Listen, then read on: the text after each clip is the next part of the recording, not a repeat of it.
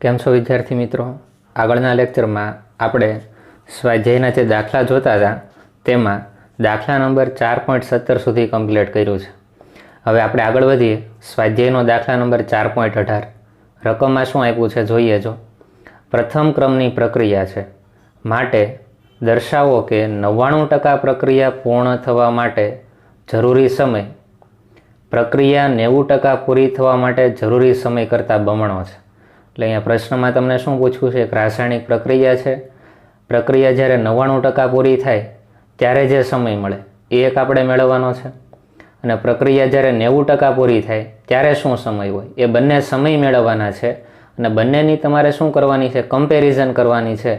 અને શું કહેવાનું છે કે 99% પ્રક્રિયા પૂર્ણ થવા માટે જે સમયગાળો લાગે છે એ 90% પ્રક્રિયા પૂરી થવા માટે લાગતા સમયગાળા કરતાં બમણો હોવો જોઈએ. આપણે સાબિત કરવાનું છે. તો જો આપણે શું કરશું તો કે પહેલાં પ્રક્રિયકની પ્રારંભિક સાંદ્રતા લેશું. કેટલી હોય? 100%. પછી 99% પ્રક્રિયા પૂર્ણ થાય. એનો અર્થ શું થાય કે પ્રક્રિયક છે એ 99% વપરાય છે, તો પ્રક્રિયક કેટલો બાકી રહે? 1%. તો શું આપણે કહેવાય કે પ્રક્રિયકની પ્રારંભિક સાંદ્રતા 100% હતી અને 99% પૂરી થઈ પછી જે પ્રક્રિયકની સાંદ્રતા વધી તેને અંતિમ સાંદ્રતા કહીશું. એ કેટલી હશે? 1% હશે. તો પ્રક્રિયકની અંતિમ સાંદ્રતા કેટલી થશે? અહીંયા 1%. બરાબર. 99% પ્રક્રિયા પૂર્ણ થાય ત્યારની વાત છે. તો આના માટે તમે કહેશો શું થાય? 90% પ્રક્રિયા પૂરી થાય તો એ પ્રક્રિયાની વાત કરીએ તો પ્રારંભિક સાંદ્રતા 100% હોય, પણ 90% પ્રક્રિયા પૂરી થાય પછી પ્રક્રિયા કેટલો બાકી રહે? 10%. તો પછી કેટલો રહેશે? 10% એ અંતિમ સાંદ્રતા થઈ જાય, કારણ કે 100માંથી 90 આપણે બાદ કરશું. તો બંને માટે આપણે ગણતરી કરશું. પહેલાં આપણે 99% માટે જોશું, પછી 90% માટે જોશું. તો આપણે સ્ટાર્ટ કરીએ. જો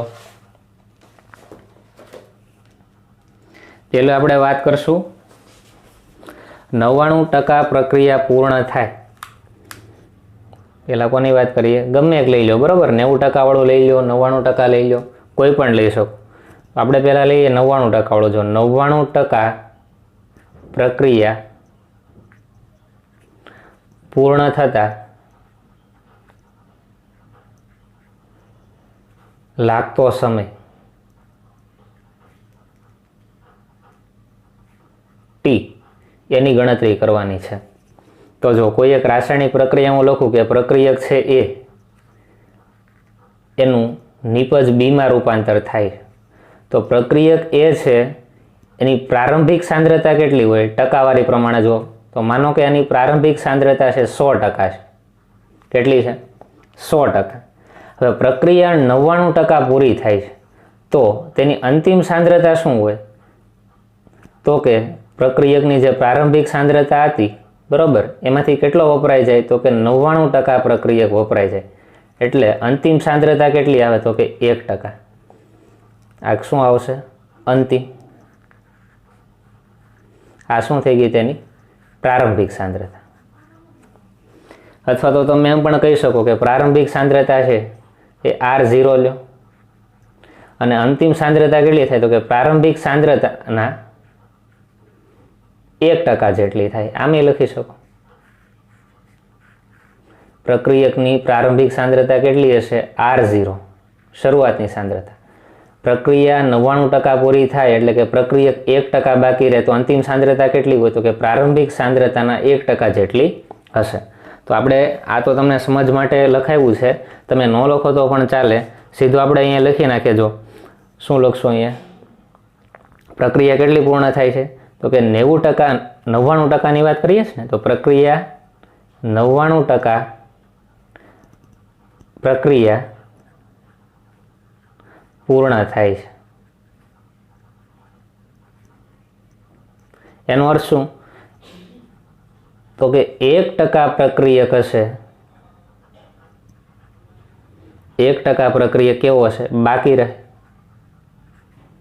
અને બાકી રહે એ જેની શું હોય? અંતિમ સાંદ્રતા હોય. તો આપણે ધારી લઈએ. જો પ્રારંભિક સાંદ્રતા જોઈએ. પ્રારંભિક સાંદ્રતા કેટલી આવશે? R0. પ્રક્રિયકની પ્રારંભિક સાંદ્રતા થશે R0. પછી આપણે શું કહીશું? 1% પ્રક્રિયક બાકી રહે ત્યારે તેની સાંદ્રતા કેટલી હોય? 1% બાકી રહેલ પ્રક્રિયકની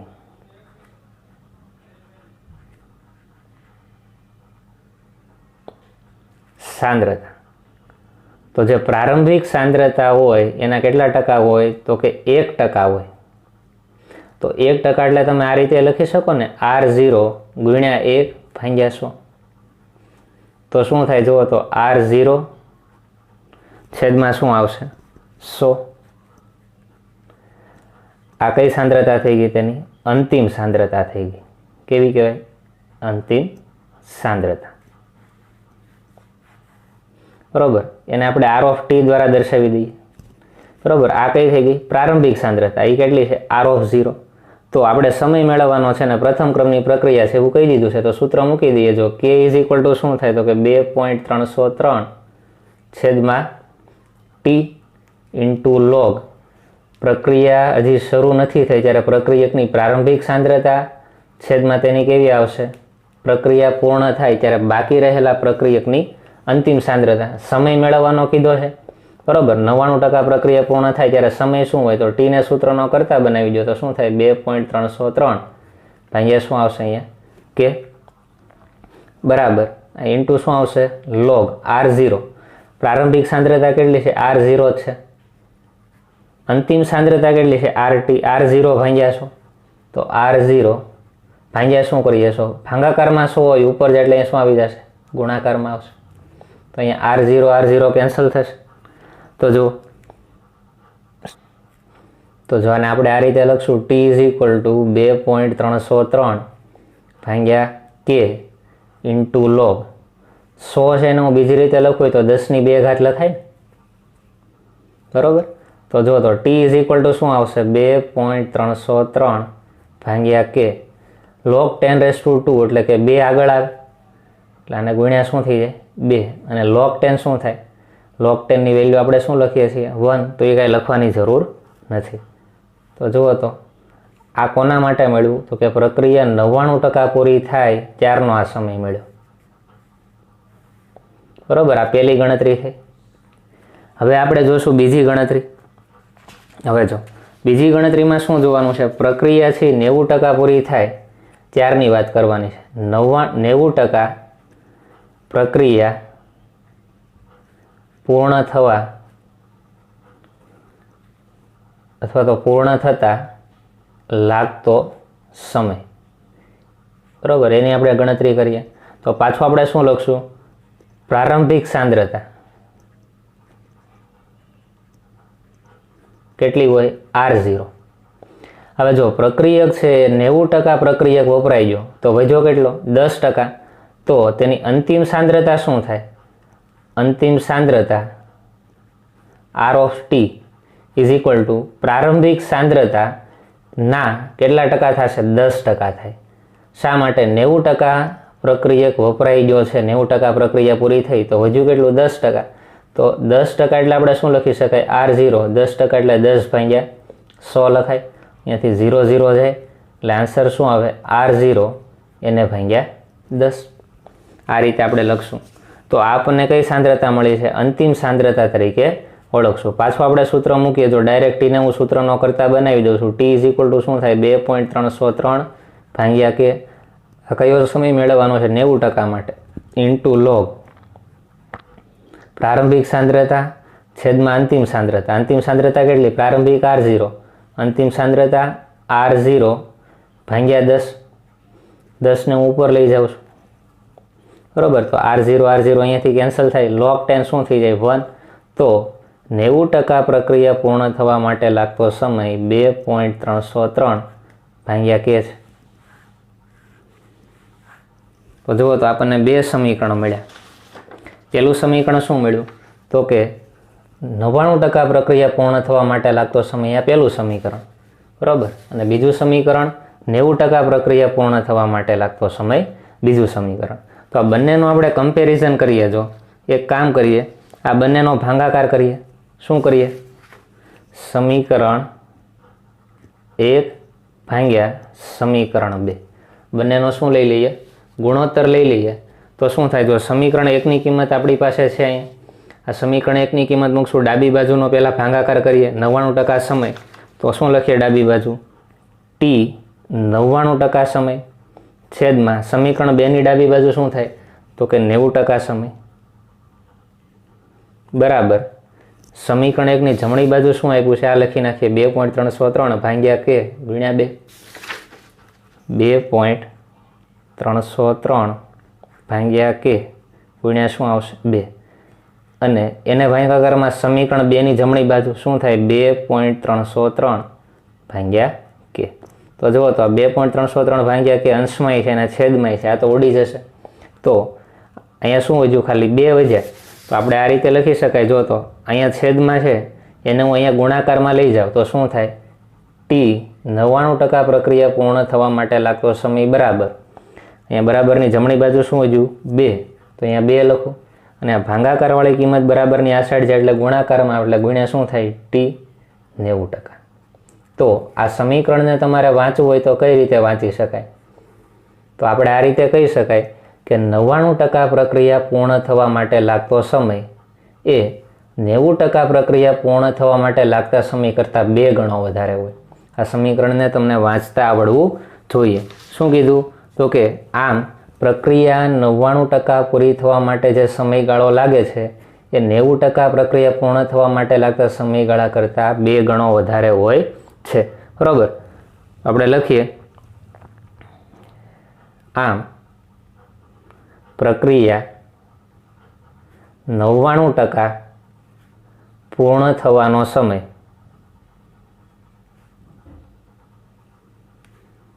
90% પૂર્ણ થવાના સમય કરતાં કેવો હશે બમણો છે. આન્સર થઈ ગયો. કાંઈ ક્વેશ્ચનમાં નથી. 90% પ્રક્રિયા પૂર્ણ થાય તેના માટે લાગતો સમય મેળવી લો બરાબર અને બીજો 99% પ્રક્રિયા પૂર્ણ થાય તેના માટે લાગતો સમય મેળવી લો અને બંનેનો ભાગાકાર કરી નાખો એટલે તમને બંનેનું કમ્પેરિઝન મળી જાય કે કઈ પ્રક્રિયા માટે વધારે સમય લાગે અને કઈ પ્રક્રિયા માટે ઓછો સમય લાગશે. હવે આપણે આગળ વધીએ. 4.18 કમ્પ્લીટ થયો. હવે વાત કરીએ 4.19ની. શું કીધું એક પ્રથમ ક્રમની પ્રક્રિયા છે એ 30% વિઘટન માટે 40 મિનિટ લે છે તો તેનો અર્ધ આયુષ્ય સમય મેળવો. હવે અહીંયા આપણને કહી જ દીધું છે રિએક્શન પ્રથમ ક્રમની છે. હવે પ્રક્રિયા છે એમાં પ્રક્રિયકનું શું થતું હોય 30% વિઘટન થાય તો આપણે આગળના જે આ દાખલામાં જોયું એ જ પ્રમાણે થાય કે પ્રક્રિયકની પહેલાં સાંદ્રતા 100% હોય એમાં 30% એનું વિઘટન થઈ ગયું તો એ પ્રક્રિયક છેલ્લે બાકી કેટલો રહે 70%. તો ઉપરની મેથડના આધારે જ આ નીચેનો દાખલો મળશે બરાબર. આપણે અર્ધ આયુષ્ય સમય એનો મેળવવાનો છે તો પહેલાં આપણે શું મેળવી લઈશું કેની કિંમત મેળવી લઈએ તો અર્ધ આયુષ્ય સમય મળી જાય. અર્ધ આયુષ્ય સમયનું સૂત્ર શું થાય 0.693/k એટલે કે કેની કિંમત આપણને ખબર હોવી જોઈએ. તો જોઈએ જો દાખલો 4.19 શું કહી શકાય પ્રક્રિયકની પહેલાં વાત કરીએ તો પ્રક્રિયા કેવી છે તો કે પ્રથમ ક્રમની પ્રક્રિયા છે. તો પ્રથમ ક્રમની પ્રક્રિયા માટેનું સૂત્ર શું થાય તો કે K = 2.303 છેદમાં શું આવે T log પ્રારંભિક સાંદ્રતા R0 પછી અમુક સમય પછી પ્રક્રિયા જે પૂરી થાય ત્યારે અંતિમ સાંદ્રતા શું હોય તે એટલે કે T બરાબર 0 સમયની પ્રક્રિયકની સાંદ્રતા અને T બરાબર T સમયની પ્રક્રિયકની સાંદ્રતા. તો જુઓ તો અહીંયા સાઈડમાં આપણે ગણતરી કરી નાખીએ એટલે વધારે ઇઝીલી પડે. સીધું સૂત્રમાં કિંમત જ મૂકવાની રહે. પ્રારંભિક સાંદ્રતા તો કેટલી રહેશે R0 જ રહેશે બરાબર. હવે એણે શું કીધું હતું કે 30% વિઘટન થાય છે. શું થાય છે 30% વિઘટન થાય તો એનો અર્થ એવો થાય કે 70% બાકી રહે. પ્રક્રિયક હોય એ 30% વપરાઈ જતો હોય તો કેટલો બાકી રહે 70% બાકી રહે. અને આ ક્યારની વાત છે તો કે 30% વિઘટન થવા માટે લાગતો સમય તમને કેટલો આપી દીધેલો છે 40 મિનિટ આપેલો છે. કેટલો આપેલો છે 40 મિનિટમાં. તો આપણે આ રીતે લખી શકાય જો શું લખાય 40 મિનિટમાં પ્રક્રિયક 30% વિઘટન પામે બરોબર. માટે 70% કેવો થતો હોય 70% બાકી રહે તો અંતિમ સાંદ્રતા શું થાય જુઓ તો R of T is equal to પ્રક્રિયકની પ્રારંભિક સાંદ્રતા હોય એના 70% થાય. આ રીતે આપણે લખી શકીએ. તો જુઓ તો R0 એના 70% એટલે કે 70 ભાગ્યા 100 એટલે 70 ભાગ્યા 100 કરશો એટલે આન્સર આવે R0 ગુણ્યા 0.7. તો આર ઓફ ટીની વેલ્યુ પણ આપણી પાસે છે, બરાબર. અને સમય કેટલો આવ્યો છે? 40 મિનિટમાં થાય છે. તો આ બધી વેલ્યુ આપણે મૂકી દઈએ. જો 2.303 છેદમાં સમય કેટલો આવ્યો છે? 40 મિનિટ ઇન્ટુ લોગ પ્રક્રિયકની પ્રારંભિક સાંદ્રતા કેટલી? R0 અને 40 મિનિટ પછીની સાંદ્રતા કેટલી? તો કે 30% વપરાઈ ગયા પછીની સાંદ્રતા R0 ગુણ્યા શું આવે? 0.7. અહીંયા જો R0 કેન્સલ થશે તો શું થાય? જુઓ તો 2.303 ભાગ્યા 40 મિનિટ ઇન્ટુ લોગ. હવે અંશમાં કાંઈ નથી એટલે આપણે 1 લખશું, બરાબર. છેદમાં શું લખીએ? 0.7.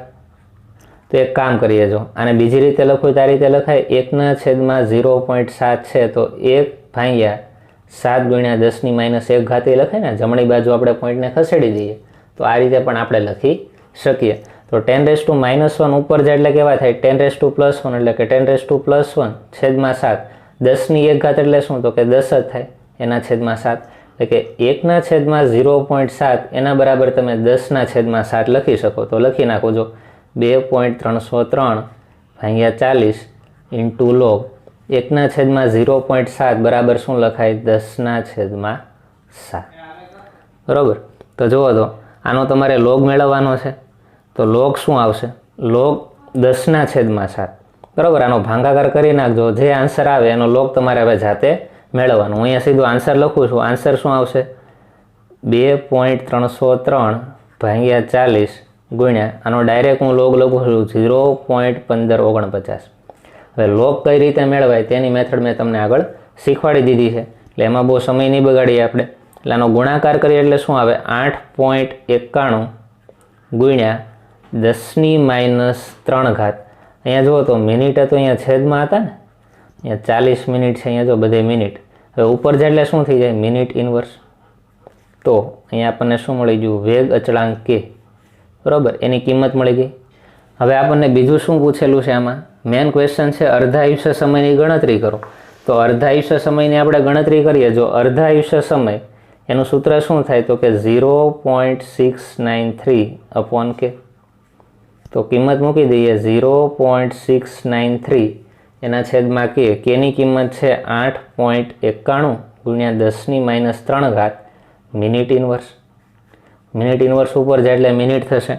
આનો ભાગાકાર તમારે જાતે કરવાનો. આન્સર શું આવશે? 77.7 મિનિટ. આન્સર આવશે 77.7 મિનિટ.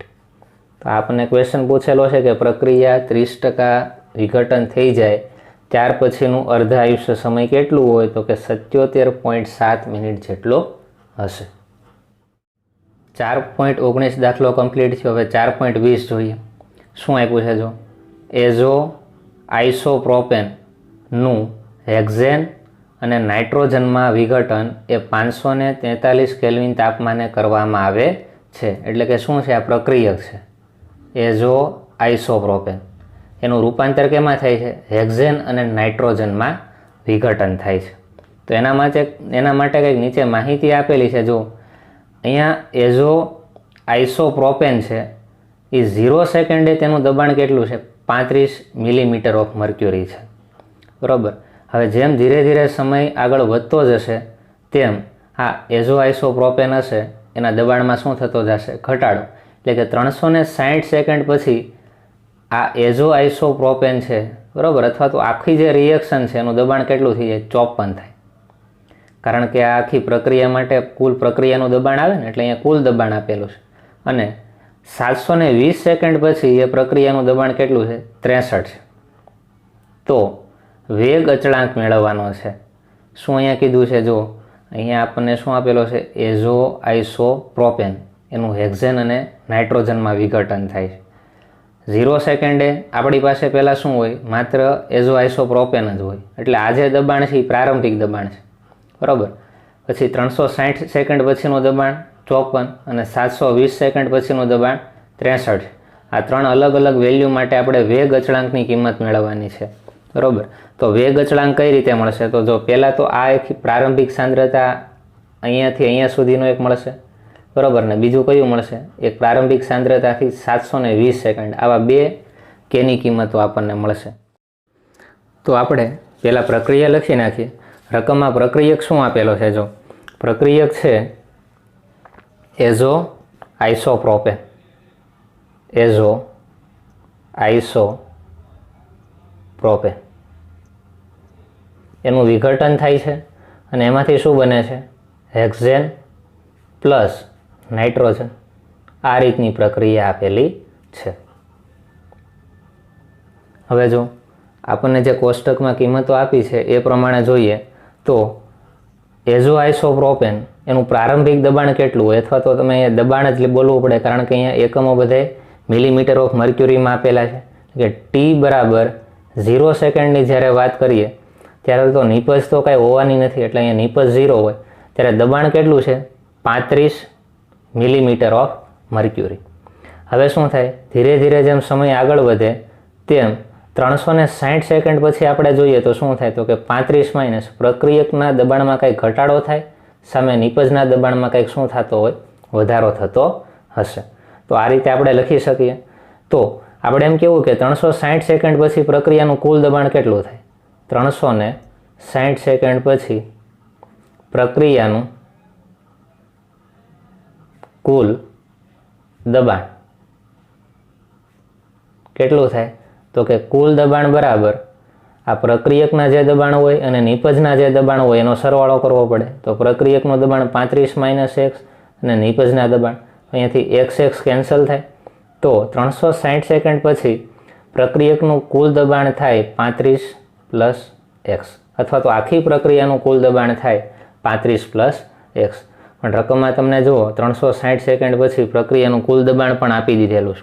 કેટલું છે? 54. તો અહીંયા મૂકી દઈએ 54 ઇઝ ઇક્વલ ટુ શું આવશે? 35 પ્લસ એક્સ. તો એક્સની કિંમત શું આવે? 54 માઇનસ 35. તો એક્સ ઇઝ ઇક્વલ ટુ શું થઈ જશે? 19. હવે જુઓ તો 360 સેકન્ડ પછી એઝો આઇસોપ્રોપેન એનું દબાણ કેટલું હોય? 35 માઇનસ એક્સ. તો એક્સની કિંમત તમે અહીંયા મૂકી દો એટલે તમને 360 સેકન્ડ પછીનું એઝો આઇસોપ્રોપેનનું દબાણ તમને મળશે, જે આપણે કેવું દબાણ કહીશું? અંતિમ દબાણ.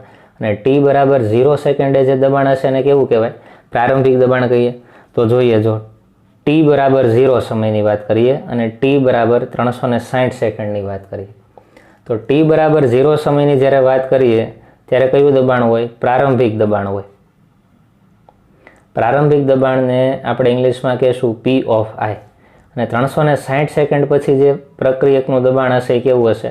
અંતિમ દબાણ હોય. અંતિમ દબાણને આપણે કહીશું પી ઓફ ફાઇનલ.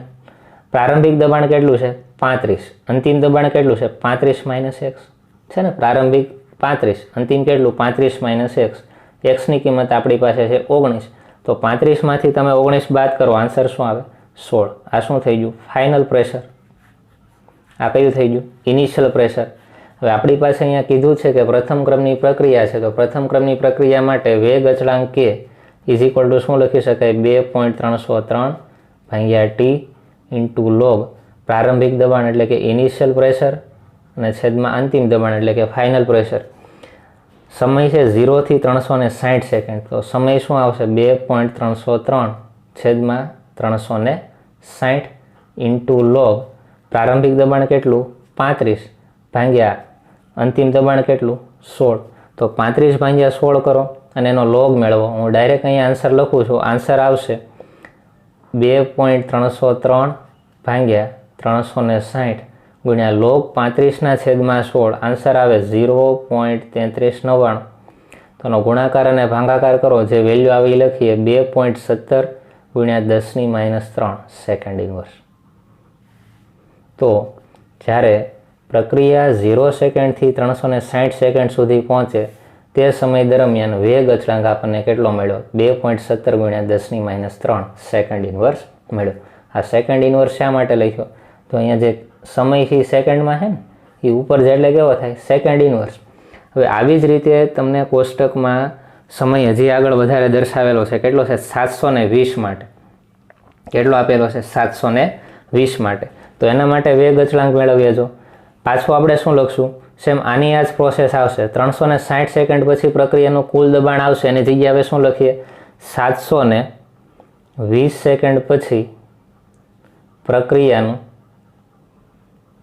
કુલ દબાણ એની ગણતરી કરીએ. જો ટોટલ પ્રેશર, તો શું થાય, ટોટલ પ્રેશર બરાબર પાછી આની જ વેલ્યુ મૂકશું ને, અહીંયા 360ની જગ્યાએ શું આવી જાય, 720, 35 માઇનસ 1 જેટલો ઘટાડો થાય, plus x plus x. Same આ જ આખી મેથડ છે, ખાલી 720 સેકન્ડે ટોટલ દબાણ અહીંયા ચેન્જ થઈ જાય. અહીંયા કેટલું હતું, 54 હતું. 720 સેકન્ડ પછી કેટલું આવ્યું છે, 63. તો અહીંયા હું 63 મૂકી દઉં તો શું થાય, 35, અહીંયા માઇનસ એક્સ પ્લસ એક્સ જાય, વધે શું, 1x. તો x ઇઝ ઇક્વલ ટુ શું થાય, 63 માઇનસ 35. તો અહીંયા એક્સની કિંમત કેટલી આવશે, એક્સની કિંમત આવે 28. બરાબર. તો જુઓ, તો પાછું આપણે લખશું ટી બરાબર 0 સમયે, અને ટી બરાબર, હવે સમય કેટલો આવી જશે, 720 સેકન્ડની વાત કરી. ટી બરાબર 0 સમયે જે દબાણ હોય એને ઇનિશિયલ બોલશું, અને 720 સેકન્ડ હોય એને ફાઇનલ બોલશું. ઇનિશિયલ દબાણ તો ફિક્સ જ રહેજો, 0 માટે કેટલું હોય, 35, અને ફાઇનલ કેટલું થઈ જાય, તો કે 360ની જગ્યાએ આપણે કેટલા મૂકવાના છે, 720. ત્યારે 35 માઇનસ એક્સ હોય, તો 35 માઇનસ એક્સ. તો એક્સની વેલ્યુ આપણી પાસે છે એ મૂકી દઈએ તો શું થાય, 35 માઇનસ 28. તો ફાઇનલ પ્રેશર કેટલું થાય, 35માંથી 28 બાદ કરો, કેટલા આવે, 7. તો સેમ જો પી ઓફ આઈ અને પી ઓફ એફ 35 અને 7 આવ્યા, તો અહીંયા 35/16 હતા, એની જગ્યાએ 35/, કેટલા આવશે, 7.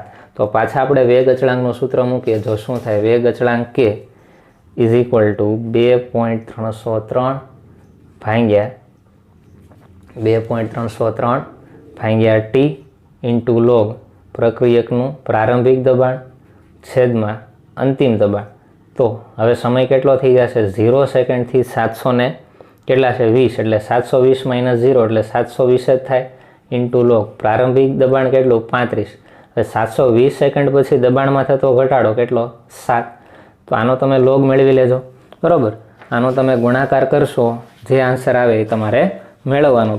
શું આવશે, જો 2.303 ભાગ્યા 720 ઇન્ટુ લોગ 35/7, એટલે એનો આન્સર આવે 0.6990.